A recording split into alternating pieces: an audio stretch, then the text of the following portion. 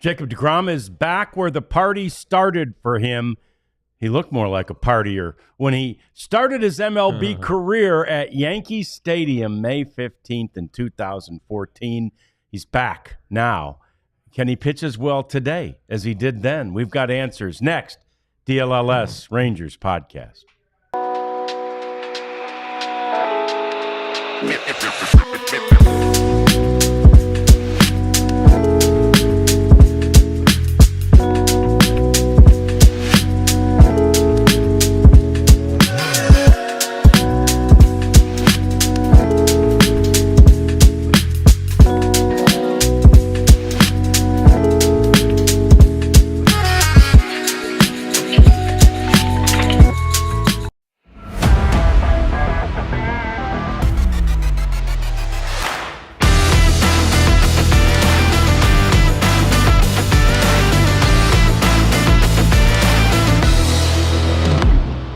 Yes, sporting a mane of hair that pretty much hung down on his shoulders and to the top part of his back. Jacob deGrom started his major league career at Yankee Stadium, and now today he is back there with the Rangers. Then, of course, he was with the Mets. That night, he was part of a 1-0 game, a loss by the Mets. They didn't score for him.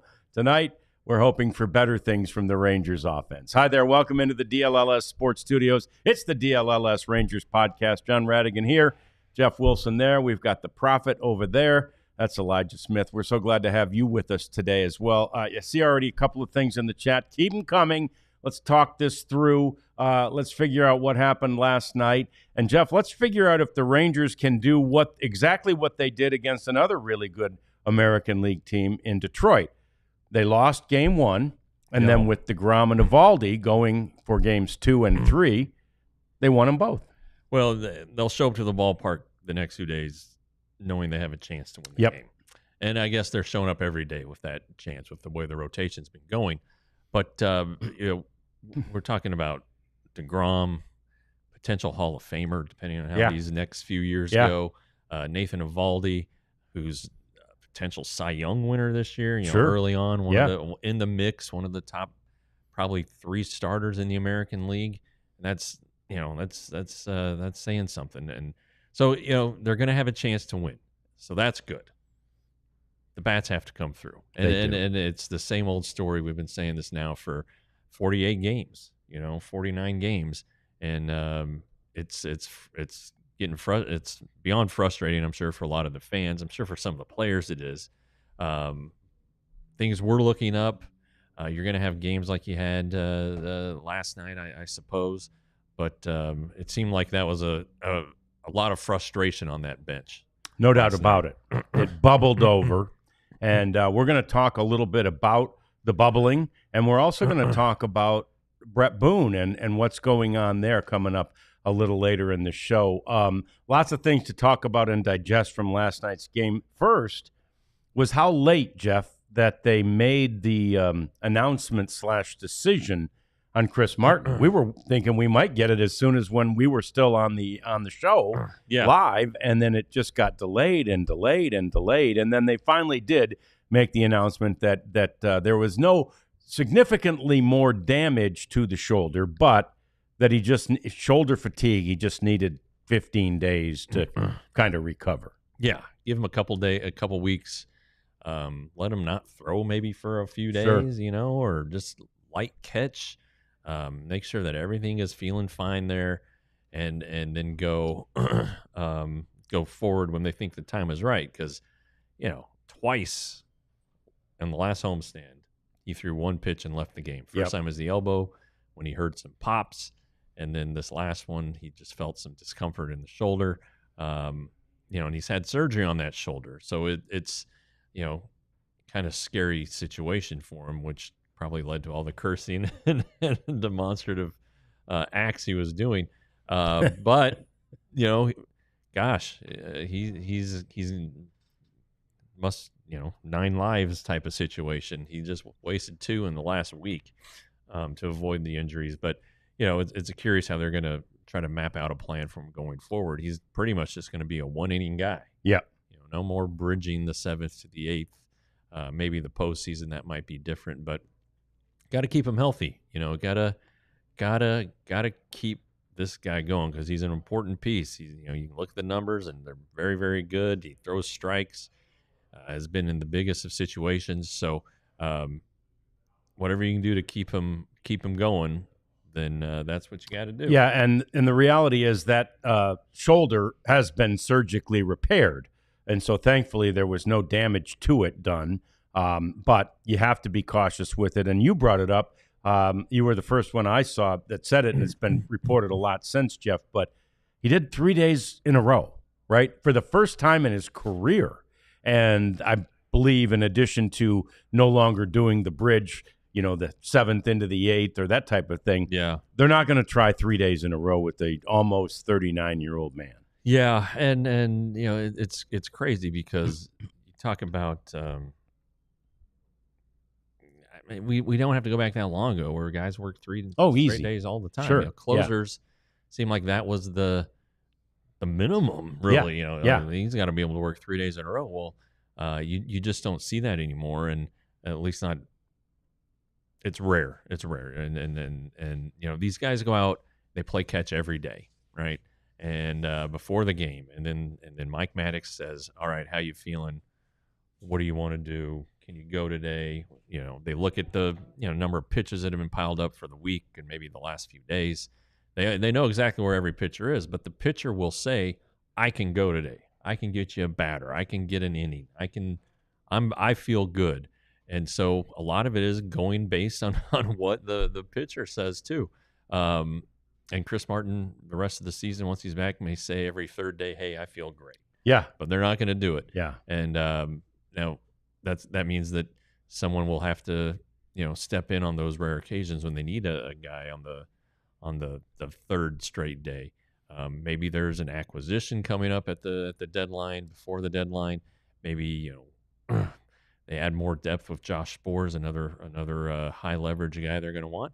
And again, maybe John Gray figures his way into this mix. I'm not sure, but you could see this coming. They've been playing these close games, not the injuries, but you could see that at some point they're going to have to monitor these guys' workloads because 100%. The pace that they're on pace to throw 80, 90, 100 innings, and you just these guys can't do that. So it'd be nice to score some runs. That always helps. Have some non-safe situations for once. Hey, how about that? Yeah. But then if you've been losing games and your closer has to throw in a situation like that just to stay sharp. Whatever it is, I really think though that everything would be better if this team was hitting. No, there's just no question about that. It's been frustrating, and as we said, we'll talk about how Boch expressed his frustration, which of course you already know, but we'll dive into all of that a little bit later on in the program. Other things, to not like, frankly, about the game is that they struck out 14 times total, Jeff. Yeah. 10 against Will Warren, who we were kind of saying, they don't have much of a body of work here. I think it was only his 5th major league start, and the Rangers just couldn't figure him out. They weren't seeing the ball. Now, I wonder if there was an issue seeing the ball just in general at Yankee Stadium yesterday, because watching Mike Bassick talk about a couple of at-bats that particularly that the left-handed hitters had against Patrick Corbin, and he was going, I just don't think they're seeing the ball. They don't see the lefties in particular, just didn't seem like they were picking it up. And I wonder if, maybe just something about the sky, the day, the overcast, whatever, was causing that. But still, the Yankees figured out a way to see it and figured out a way to put runs on the board. The Rangers didn't until they were 1 strike away, Jeff, from losing the game. Well, maybe there is something to it, but it's not like there are tons of hard hit balls in that game either. No, true. The Aaron Judge home run, the shortest of his career. Yeah, 100 miles an hour. So that's a barrel, but it doesn't. It wasn't mashed. It looked like a pop up. It really did. It probably would have been an out on a lot of ballparks. Yeah. But yeah, there were just soft hits. The hit that off of Webb that made it by Volpe, I believe, that made it 3-0. A little flare. There's nothing you can do about that. So So there might be something to that. I would, the Rangers are a team that can strike out a lot. Yeah. We've come to see that. Yep. But maybe you're right. And maybe it was hard to pick up. Now, gosh, it's like you saw the strikeouts in the sixth and kind of in some key strikeouts in some key spots where there was some chase involved. Well, then maybe that's not picking up the ball. Maybe that's these guys are trying to do too much. But I don't discount the theory that it might have been hard to see the ball last night. Yeah, I think there's something to that. It was, it was brought up a bunch. And again, even in 2023, if the Rangers had, a rough offensive day, there were generally a lot of strikeouts. I mean, this is a team that really is prone to that. And I think part of that, Jeff, has to do, of course, with the fact that they're aggressive at the plate, and of course, Corey's not available right now, but that when he's the king of aggressiveness at the plate. So yeah, but he's also the king of making contact. True. Corey, he will strike out, but he also hits the ball, puts the ball in play, hits it forward quite often. But you're seeing, Jock Peterson struck out a couple times. DLLS struck out a few times. He struck out 3 times the other day against Framber Valdez. So I mean, it's that's just it. This is a team that is filled a lineup that's filled with aggressive hitters, and you can't just change them overnight. In a lot of cases, these guys who they are. Josh Young, I think, has potential to be a more patient hitter. Marcus Semien leads the team in walks. Yep. So I mean, there are, but Jonah Heim's an aggressive hitter. Yep. I mean, DLLS obviously is an aggressive hitter. Jock Peterson, who's walked a lot lately, sure seems to be. I still don't have a feel for him. He's just been so off. Yeah. But they're killing the team. Those three in the middle of the lineup those 3 guys are not helping. And it seems like every time the Rangers need something or come up with a good situation, they have the wrong guys up there. And I don't know how you fix that glut, how you break them up, because it's not like the other 6 guys are batting 300. No. Corey Seager's return is gonna help immensely, but that's still maybe a week away, maybe not till the homestand. So I would I don't know. They got to keep figuring it out, mixing and matching. But I would try to break those 3 up. Yeah, I would too. And somebody already brought that up in the chat, and it's certainly something I'm sure that Boch is considering. But it is kind of dicey because the offensive sort of malaise isn't as extended right now as it was earlier, right? They've mixed in a few more games where they've had some offense. So how quickly do you tweak with things like the batting order, which Boch proved during the other malaise, and before Donnie Ecker was let go, he proved that he would pull out all the stops, right? Yeah. He'll do everything, and now with the new, I guess they're calling him hitting instructor, Brett Boone. There's probably a little different approach from Boch's standpoint too. We'll talk a lot more about what Boch feels about Boone and maybe vice versa coming up a little bit later on in the show. But yeah, there were plenty of reasons to be frustrated about last night's game. There's no doubt about that. It is a good Yankees team, and it is interesting that not that the Rangers haven't beaten any good teams, because they have. Boston here, Detroit up there. They've done well and have a winning record despite having this very difficult start to the season. But there ain't a lot of Colorados out there. There aren't. Now, some of this is going to take care of itself. The Yankees are throwing left-handers the next 2 days, so Jock Peterson will sit. So that helps. I guess I would keep Josh Smith going, though. And I know he sat against Framber Valdez. That might have been more of a rest situation than anything else. But you'll see going to see a lot of right-handed hitters the next 2 nights. Yeah. It makes sense, and it's a good idea, and hopefully it will pay off for the Rangers. Now, coming up next, we want to talk about the frustration not only the Rangers are experiencing, but really it appears to be epidemic across baseball right now. Everybody's angry with the umpires, and we talk about that next on the DLLS Rangers podcast. But hey, today I've got props. Oh, This right here is the Mando Whole Body Deodorant, Invisible Cream, the Pro Sport version. And it says right on here, for pits, packages, and feet. And so you want to smell my feet? You can smell them, baby. This stuff let me works. see that. Let me see that. Yeah, it's good. It's got a good aroma. Does it say on there what this This version? This is leather the Pro or- Sport Okay. scent. Okay. All right. So the scents are good. I smell like an athlete. Yeah. My yes. Put it on. Go ahead. Okay. All right. Yeah. Let's do it. My I've got the Oh, wait, leather. I think the cap's on. This is like brand new. Oh, this is it's right brand out new. of the box. Yeah. Okay. I've got the leather bourbon at home. Ooh. And I'm smelling like leather and bourbon big time. My feet are. And I'll let any one of you just put it in the chat. I'll let you come smell my damn feet. I mean, it's fantastic. I like this Mando stuff. You should too. It's fantastic. Get $5 off your starter pack of Mando with the code DLLS. My hands now smell very good. Okay, good. Yeah, I have some hand odor problems, I guess. Anyway, hey, how's Nicole at Game Time doing, Oh, John? great. Oh, I haven't. When I was on vacation, I had to She reach was sending out. you stuff. Yeah, I had to reach out. I say, Nicole, what's going on in Michigan? What's going on in Chicago? You know? Yeah, I hear you. And Yeah, so Game Time, that's our favorite ticket app. And if you download the app and you go there and on your first purchase, use the code DLS, you can save up to $20. We got some Rangers are out of town, but Globe Life Field will be buzzing this weekend with the Big 12 tournament. And then you got those Stars. I hear they're still playing hockey. they're good. Yeah, they play tonight. I heard the Western Conference Finals start tonight. One step away from playing for Lord Stanley's Cup, so that's kind of exciting. Concerts, anything you want, all-in pricing. That's at Game Time. So download the app and use the code DLS for 20% off your first purchase.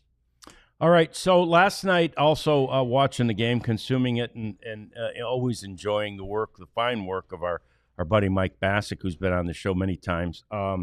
Mike was saying in Aaron Judge's first at bat, and Patrick Corbin quickly gets behind 2-0 in Judge's first at bat, and Mike said then, Aaron Judge now has the Barry Bonds strike zone, and you will not, as a pitcher, you won't get a strike on him unless he swings, basically, right? I mean, and obviously Mike is, overstating it. It's a little hyperbole. However, if anybody knows about pitching to Barry Bonds, it's Mike. It's Mike Bassick. Right? Yeah, That's right.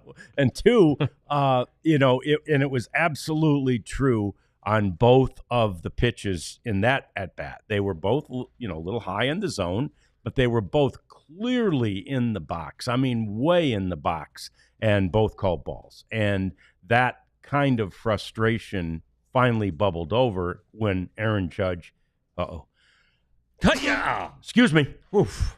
I'm allergic to Mando. No. Aaron Judge was batting in the sixth, and there was a borderline call, and Boch had enough. Now, I think there was a lot to it. It wasn't just the call, Jeff, and we'll get into maybe some of the other aspects of it here in a second, but it just bubbled over. The umpires, and Boch talked about it afterwards, saying, God, the way we've been going, we've just been getting hurt by umpires. Yeah. And umpires are supposed to be invisible and not noticed, and we've been noticing them, Jeff, way too much.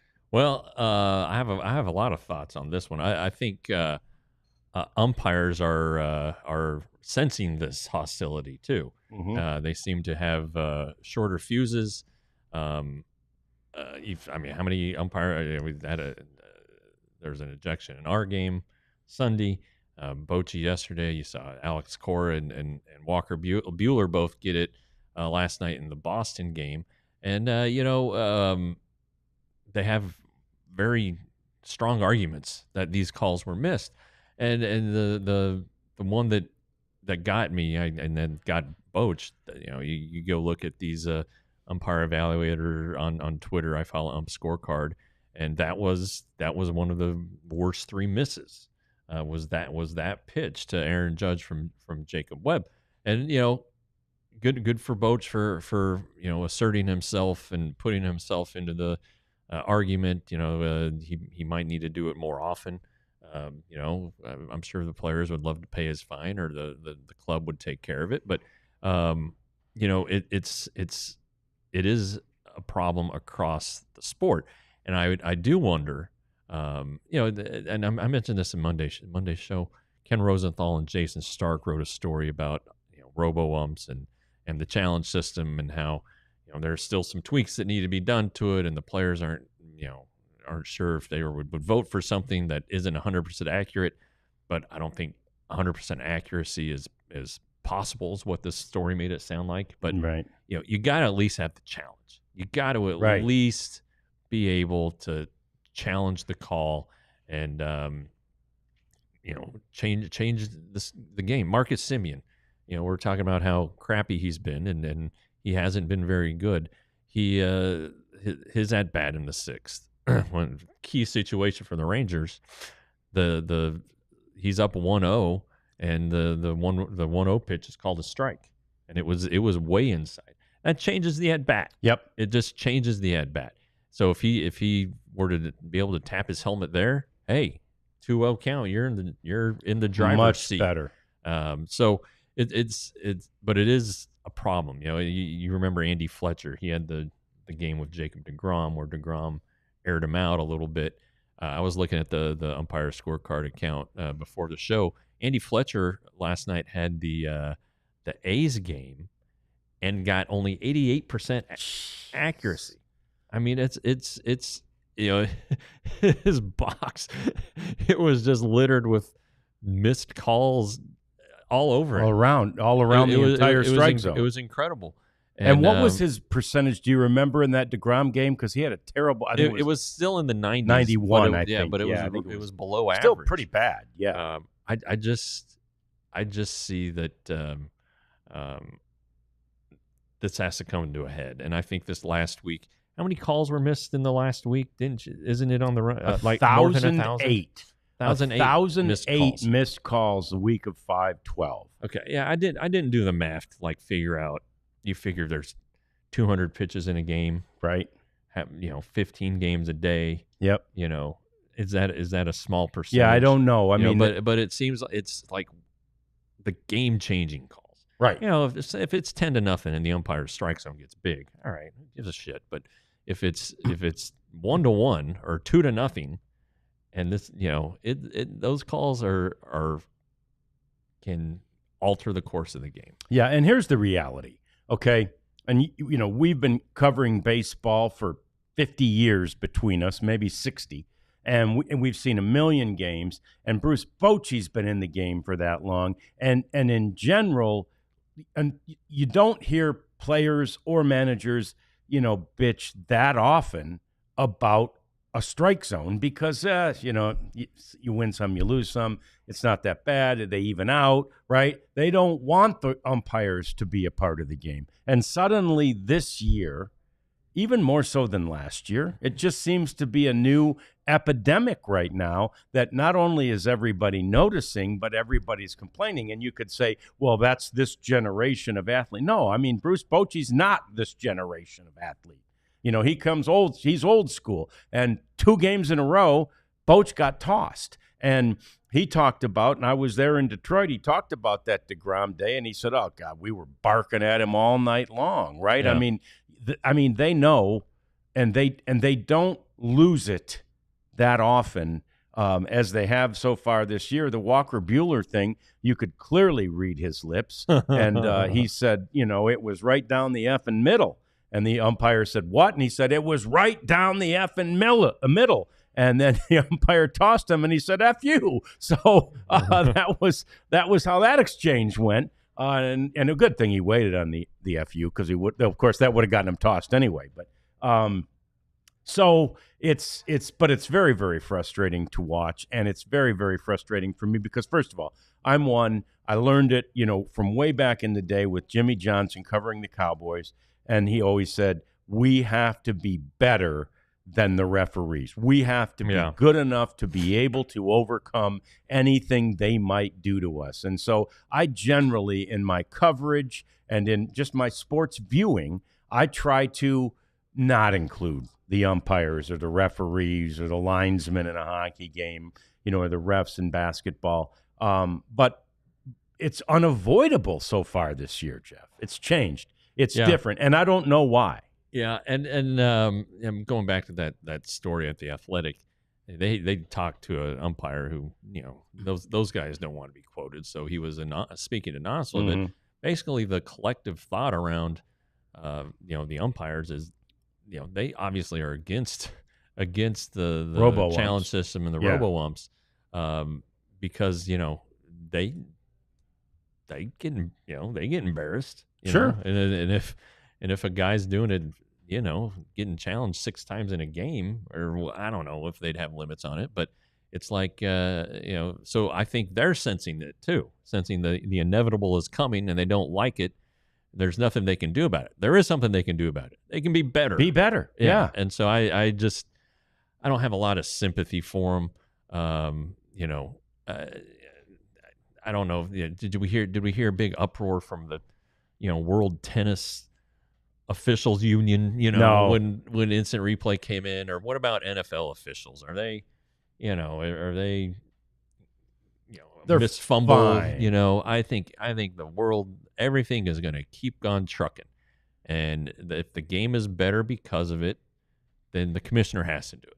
Yeah. I mean, I just, if you want your best product on the field, if you want fans not getting flustered and saying, screw this, I'm not coming back, my team keeps getting screwed, or turning off the TV when something happens. And believe me, Rob Manfred is all about money. He is. Okay, that's not a bad thing, but he's all about money. And if dollars and cents are involved, or a challenge system, whatever is coming, if it's the best thing for the game and the game's finances. Yeah, and the reality is too, I mean, you've all seen it, we've all seen it.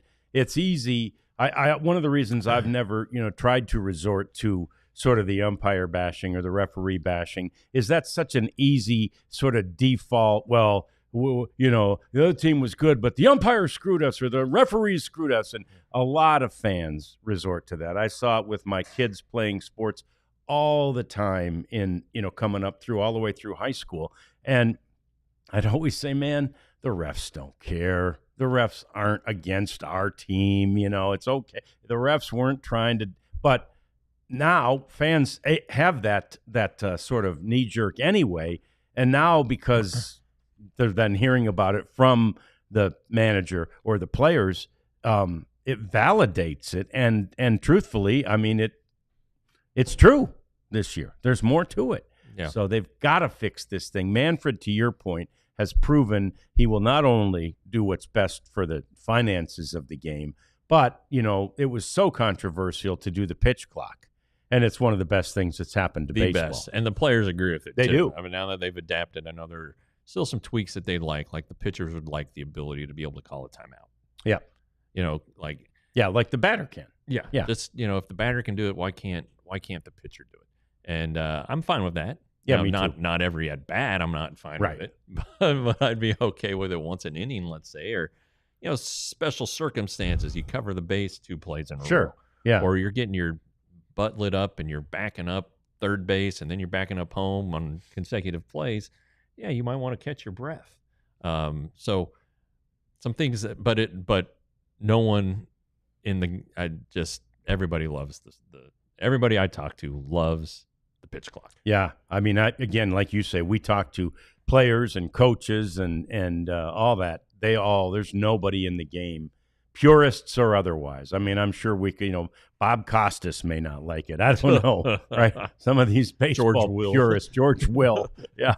But is he still with us? Ken So. Burns, these guys hate it, but too bad for them. It's great. It works, and it keeps those games, quicker and at a better pace and so much more watchable. So anyway, Boch did get frustrated, and we'll talk more about that and how it relates to what's happening on the offense. Boch on Boone coming up as we continue with the DLLS Rangers podcast.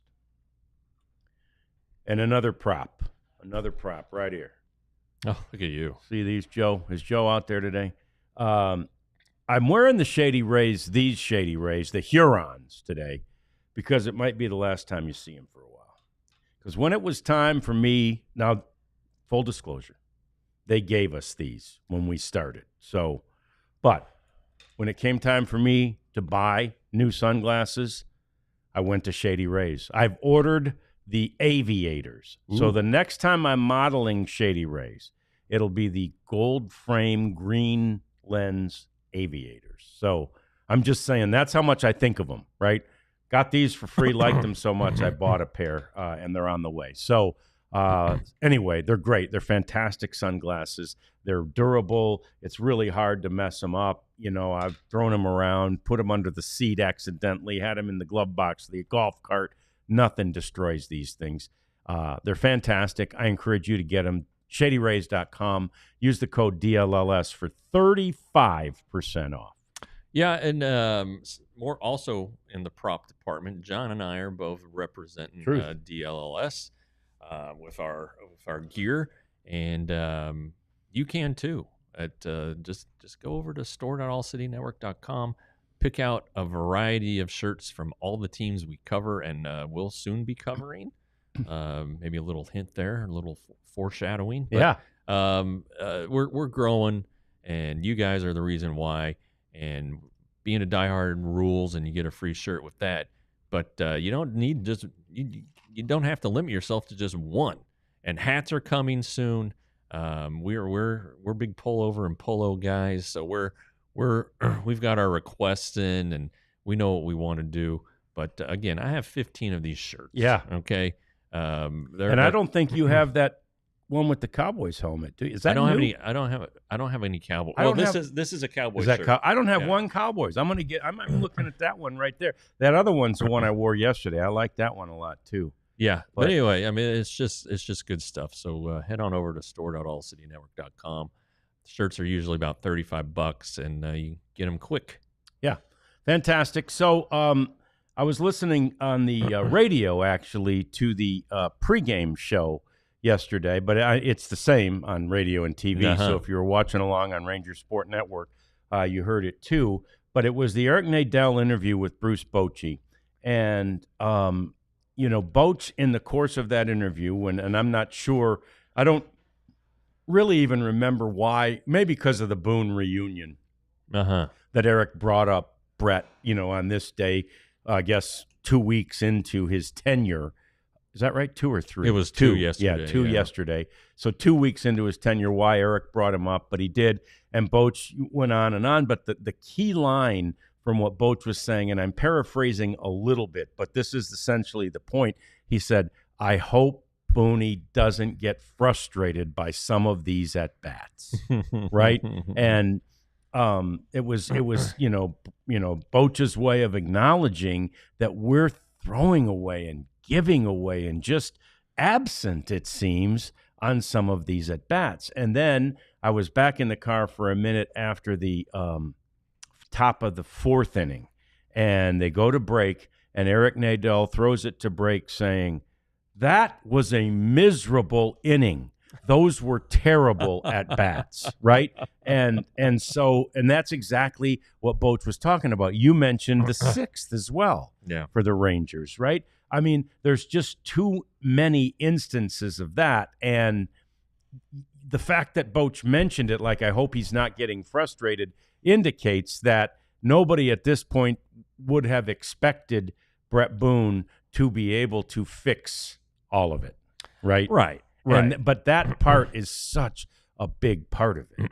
Well, it is, and if they end up liking Brett Boone, and if Brett Boone ends up kind of feeling good about it, they'd probably want to keep him around. Sure. So don't piss him off with these bad at bats. But what we're talking about here kind of parlays, or not parlays, kind of relates to what's going on there in the chat between Benny and Dan and Ethan and Gallagher Champ and CJ. A lot of talk about Garcia and Simeon. Yeah. And they came up and Peterson then. They came up in critical situation last night, bases loaded, and just it didn't happen. And it's not the first time. No. And that's an issue. And And it's not that they're just getting unlucky, hitting the No. ball right at somebody. They're not hitting the ball at all. And regarding Simeon, and I see Benny, who's ready to get rid of Marcus, which won't be easy to do with what he has left on the contract. There's almost no way. But somebody during this discourse talked about how Simeon is chasing sliders off the plate, and I talked to a scout about that, and it really, the decline started in the 23 postseason. You remember that Marcus did not hit well at all. Right. Yeah. In the postseason. He saved it by what he did in games 4 and 5 in the World Series. But it was not pretty, and it seems like, these baseball teams aren't dumb. If somebody finds something, everybody else is going to see it. These scouts are going to see it. But Marcus has to figure out a way to stay away from the slider. Make them throw it for a strike. And it's just really hard, and it's weak contact too. When he does hit the ball or hit a slider, it's a pop up. It's not good enough. And he did have hit a ball to right field yesterday for a hit. The all-field approach was mentioned. Jeff plugged his microphone, but it was only his third hit to right field. He's hit a lot of balls to right field. They've just been out. So maybe that is something that Brett Boone has suggested, or Marcus is he's so fed up, ready to try.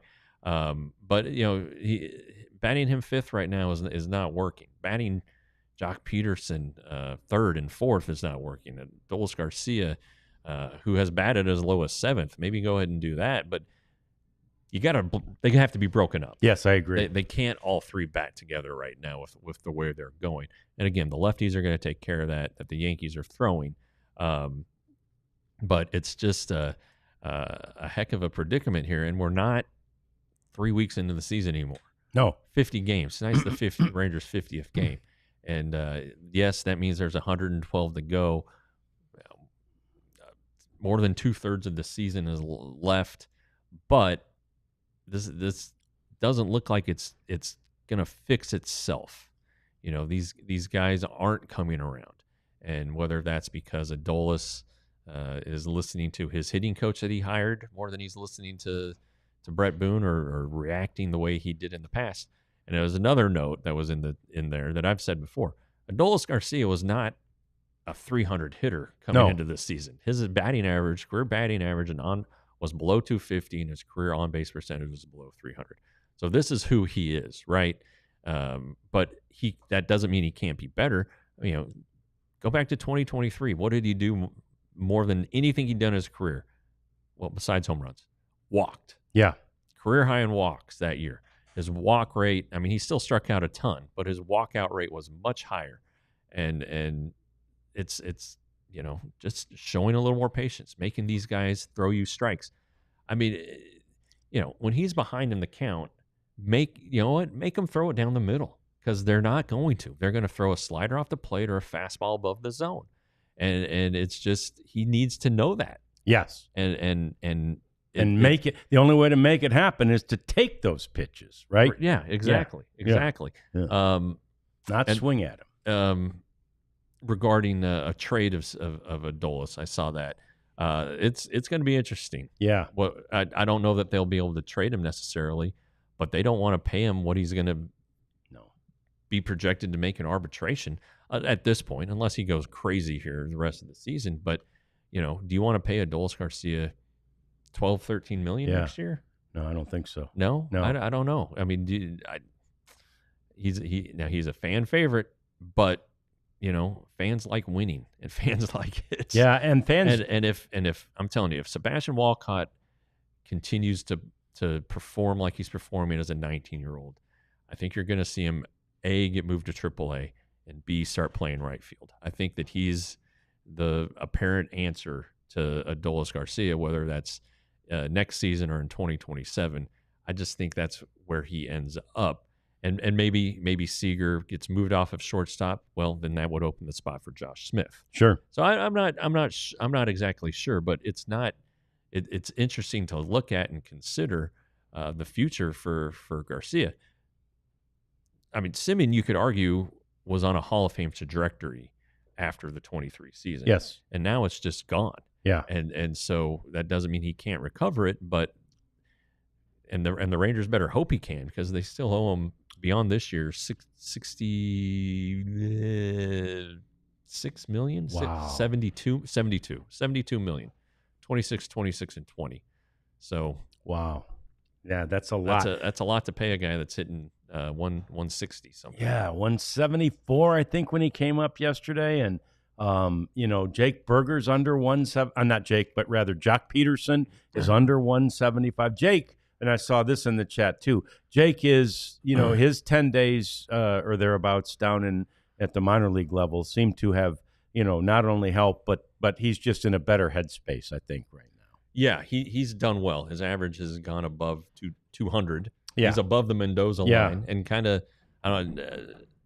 not insignificantly above. It's about 220 last I checked in. So he's definitely shown some progress. Hit some balls hard. Hit a ball to the warning track last night. So he has he looks to have been maybe not fixed, but something is working the right way for him. And you've seen Josh Young perform better. Wyatt Langford seems like he's kind of turning around again. So you just got to see these core guys. Peterson, who was supposed to fix the offense, right? I mean, that's why he was signed. Simeon and Garcia, they gotta start clicking. Yeah, it's amazing, and again, just for the record, to remind everybody, as frustrated as we are, you have no idea how frustrated they are. I mean, It is very frustrating. As everybody always says in sports, they don't want to go out there and fail. They don't want to go out there and suck. And right now, those three guys have been, and certainly all way below what's expected, not only of them by others, but what they expect of themselves.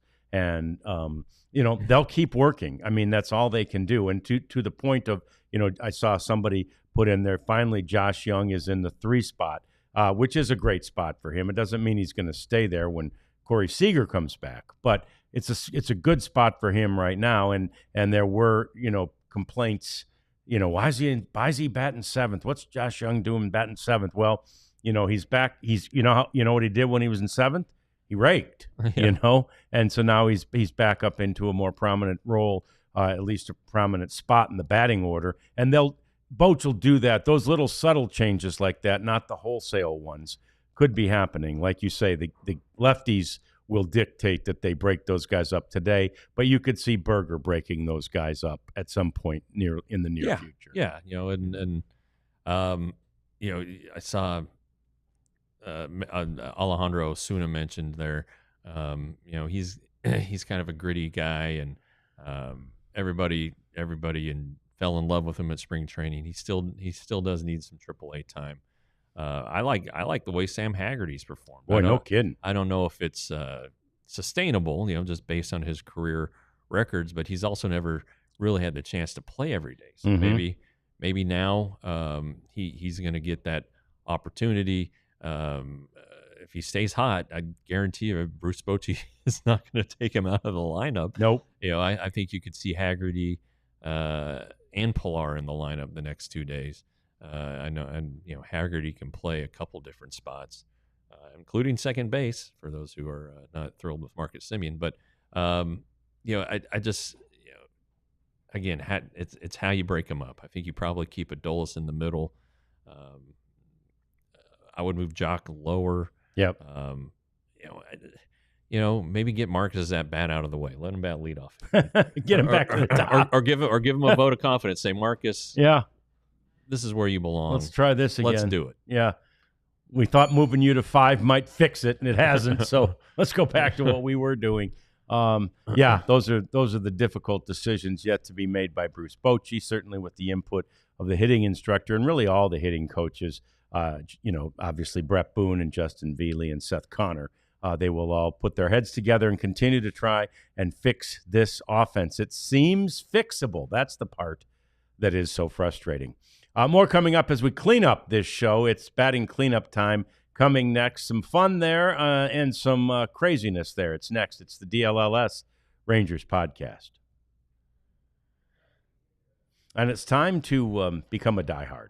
If you haven't done this yet, I think I saw we got a big number last week between the Stars doing well as they did and the Mavs getting the number 1 overall pick. A lot of eyeballs came and said, "Oh wow, I could be a diehard and do this." And one thing to know about diehards, one of the diehards had reached out to one of our Cowboys guys, Joseph Hoyt, and he said, "Man, every time I try to go behind the paywall and read, I can't." And Joseph put it out there to our technical support team, which is in Denver, and the guy there in Denver said, "Send me that email. I'll take care of this." So if you are having any difficulties, I loved the way that response came through. Right, Yeah, well, we'll get this taken care of. You know, we're a site that's geared toward fans. Yeah. You know, we give information. We have these podcasts. We laugh. We mention you guys. We try to exchange. You know, have discourse with you guys there in the chat and bring up your topics and points of view. And that's what we're here for. And customer service is a huge tenet of that. When I had my little website, gosh, you know, I'll tell you how many emails I would answer trying to make things right for people and get it right. It's what it's all about. And, you know, we want you to read all of our stuff, not just Ranger stuff, but Stars, who are, again, very good, Mavs, who appear to be headed in the right direction. Yeah. Raising their flag with 2 G's. And then the Cowboys, you know, they're the Cowboys. They're always worth reading about. So, you know, the Wings, they got that number 1 pick. So, you know, things are looking up around the Metroplex, and if you want to be the best fan you can be, you got to be a diehard. $79.99. We run sales every once in a while, but even at $79.99, it's an outrageous value. And just out of curiosity for those listening, I'd love to know who is a diehard. I'm not going to hold you in contempt if you're not, but give it a shot and see what you're missing. Yeah, so let's clean this thing up. We've got a baseball game to watch in just a couple of hours, seems. I couldn't believe how quick. Like, I'm like home. Oh, I got to turn the game on. Yeah. You know? Yeah. So anyway, cleaning it up, Andrew Jones, former Ranger. Yes. Although not really known for his time with the Rangers. Yeah. He's a former Ranger. Andrew with the UW, that Andrew. He is going to be, I don't think I knew this about him, Jeff. He's going to be the manager of the Netherlands. Yes. In the World Baseball Classic next year. Yep. But he's a Caribbean guy, He's right? from Curacao. That's what I thought. Which is that a Netherlands territory? Territory. Is it really? Such. Oh, yeah, Okay. yeah. So that's like Jerks Profar, for instance, has played for the Netherlands in the past. A lot of those guys have. Andrew Jones, I loved him. I did too. The 1 year was fantastic. I continue to vote for him to be in the Hall of Fame. He should be. He was the game's best center fielder for a number of years. Was an integral part of those Braves teams. Probably contributed to Greg Maddux and John Smoltz and Tom Glavine getting into the Hall of Fame. That guy could go get it, and I absolutely think that he should be in the Hall of Fame, and I will continue to vote for him. So that's good. Good. I really liked him, and his son is in the Diamondbacks organization. I think he was the number 2 overall pick in 22 before the Rangers shocked the world and took Kumar Rocker at 3. Wow. Okay.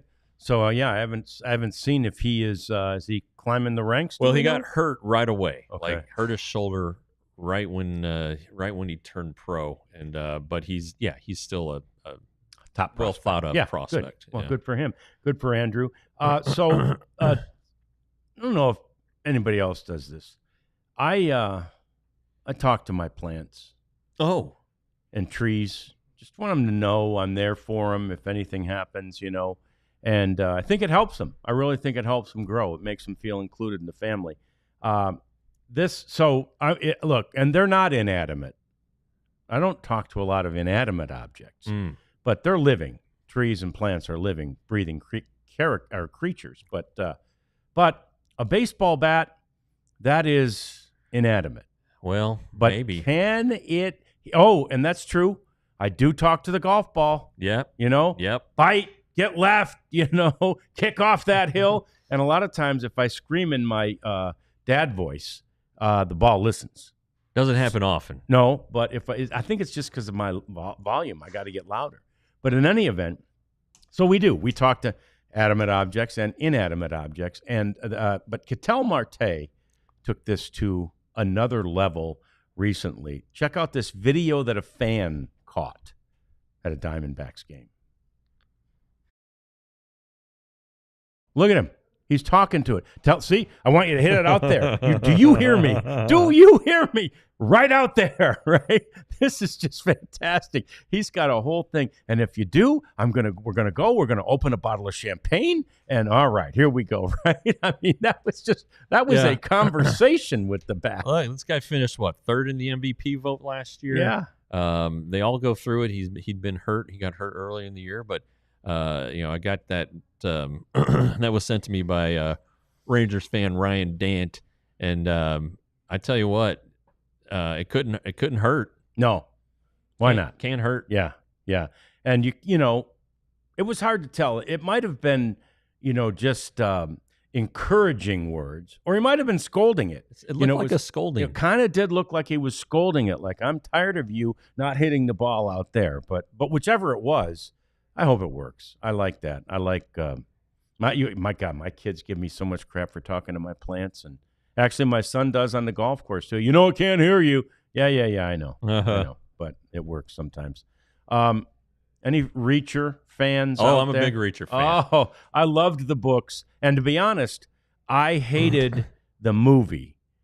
And I'm not with Tom Cruise. Yeah, I'm not. I thought it was okay. I'm not against Tom Cruise, but I read the books, as did you, I'm sure. And Reacher's this big 6'5", 250-pound guy who's a block and a rock solid muscle. And here's old 5'8" Tom Cruise running like this. That is true. That is true. And I just couldn't go there, even though they tried to take all the shots from way low, so it looked like Tom Cruise was a giant. We all know that he's little and he can't run, and so anyway, I didn't buy the movie, but man, this the series is at Netflix or Prime. I don't know which one we watch it on, but there's a series out there with Reacher, and this dude looks like Reacher. So there he was. Alan Richman. Yeah, Alan Richman. And there he was. They're actually filming a portion of one of the future episodes at a Cubs game.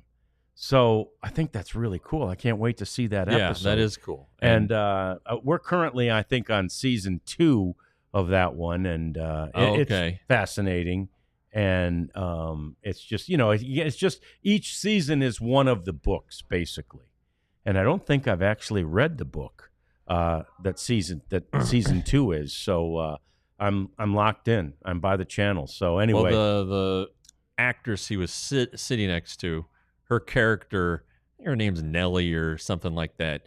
She's based in Chicago. Okay, Reacher, as you know, just he's not based anywhere. He's a wanderer. Yeah.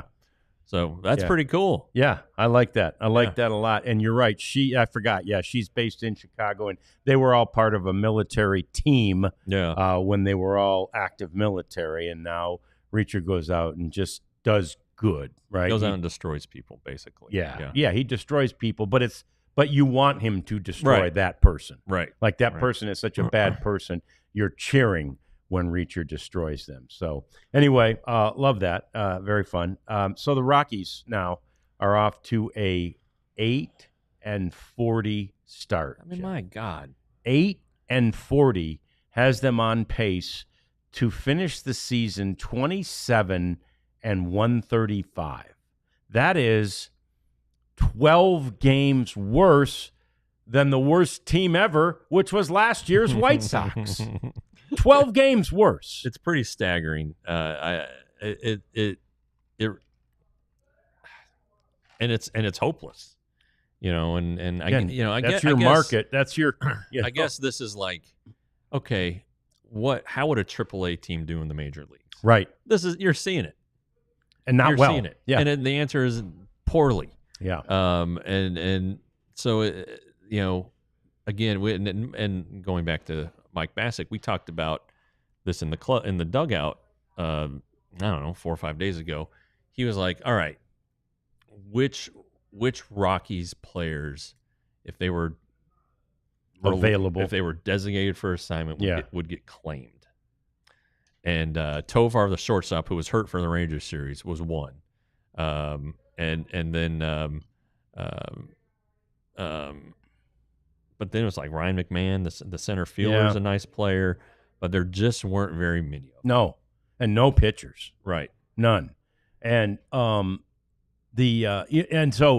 speaking of guys who were around the Rangers for 1 year, like Andrew Jones, Clint Hurdle, and I just saw a post from him today talking about his time so far already with the Rockies. But look, I loved the guy when he was there with the Rangers in 2010. Very likable guy.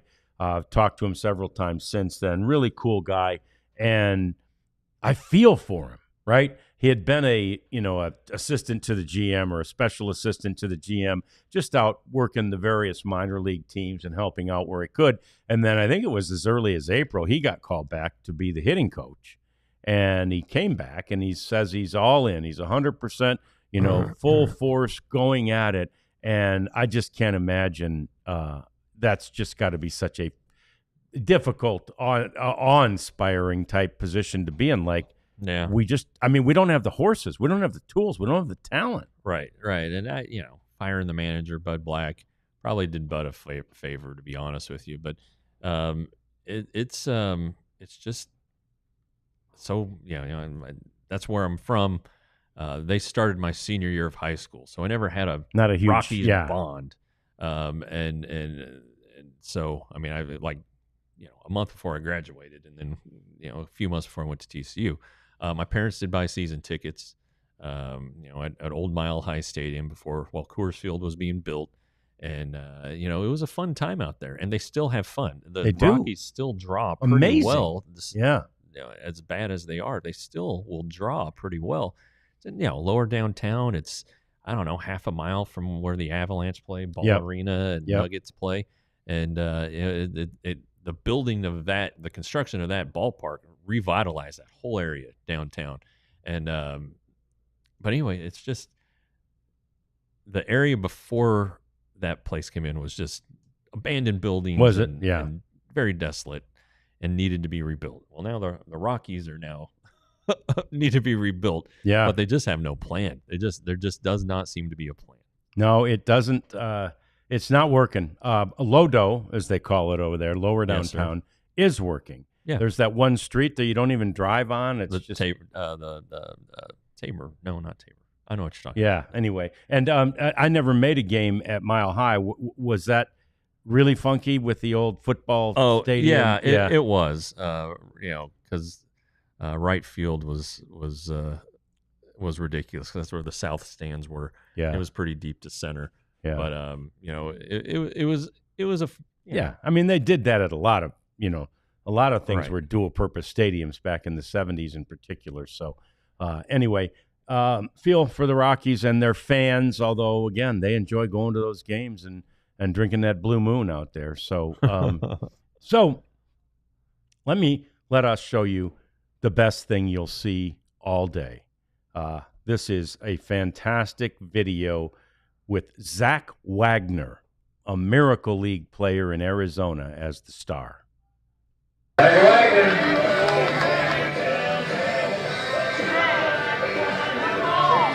game is on the line. Zach steps up. Look at just imitating all of his favorite players. And, yep, there it goes. Look at Zach. That is fantastic. They win the game, a walk-off home run for Zach Wagner. And I know you are too, Jeff. I'm just such a fan of the Miracle League. And 100%. I absolutely love the genuine reactions from the kids who are thoroughly enjoying the opportunity to do what all the other kids get to do. Yeah, Henry played in Frisco over the weekend, and they had a Miracle League field up there, and you saw the kids playing. And I've past tournaments that we played in Waxahachie. They had a Miracle League field there, and Henry's team had just gotten beat, and they're beating a bunch of babies, basically. I said, go up there and watch. Yeah. Go watch them. Yeah. And see how much they enjoy it, and what you guys are taking for granted, how much joy they get out of that. And so I always encourage the kids to do that. Yeah. So remember Zach, hold a nice thought for him today. He is he's feeling pretty good about that bomb that he called and then hit. All right, so that's going to do it for us on this day. Remember, tomorrow we're in sometime around 2:30 with a Rangers postgame show. We'll hopefully be talking about a great performance by Jacob deGrom, followed by a great performance by Nathan Eovaldi. We shall see what happens there, and we shall see you then. Thanks for checking us out today on the DLLS Rangers podcast. We all silly like the mayor.